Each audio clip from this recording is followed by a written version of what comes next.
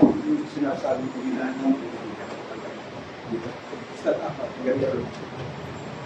Hello po, good morning po sa ating lahat. Isa po kung Christian din po ako. Yung church po namin is located sa Trece Martires.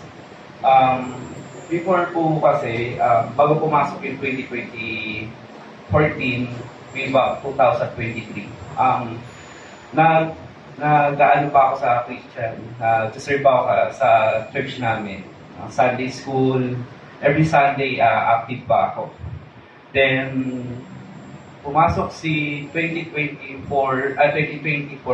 tama, 2024.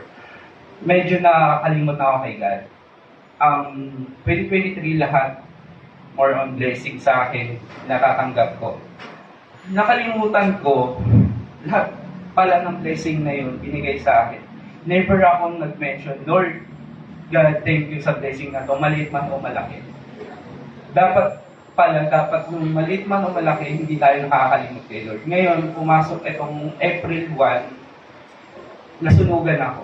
Isa ako sa nasunugan dito sa Scotland, sa may Scotland, dito sa San Isidro.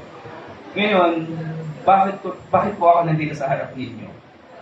Bakit hindi po ako nandito sa church? Pinarealize sa akin ni Lord na, anak, tama na, okay na yung mga pinakita ko sa'yo, na bumalik ka na dito sa tahanan mo, kung nasan ka, kung saan ka nang galing. Kasi nakalimut na ako eh. Lahat ng blessing nakuha ko na eh. Kumbaga lahat ng dinasal ko sa kanya, binigay niya sa akin. Pero lahat ng dinasal ko sa kanya, hindi ako nagpasalamat sa kanya. Yun yung pinaka-worst na pinagdaanan ko. Hindi ako hinayang dito. Nang hinayang ako sa mga buwan na lahat blessing sa akin sa taon na nagsiserve nga ako, pero yung spirit ko parang wala lang.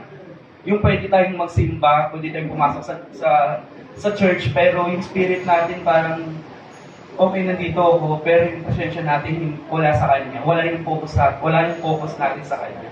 Yun yung pinakamaling ginawa ko sa buhay ko. Kung bakit ako nakalimot kay God, na dapat hindi eh. Kasi bata pa lang ako, nasa Christian na ako eh. Naging scholar ako ng church namin hanggang makagraduate ako ng college.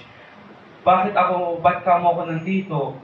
Kasi gusto ko nang bumalik sa tahanan ni Lord. Gusto ko nang bumalik kung ano talaga ako.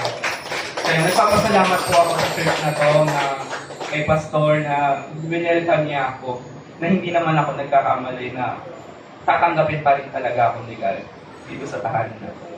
Ngayon nagpapasalamat po ako sa inyo.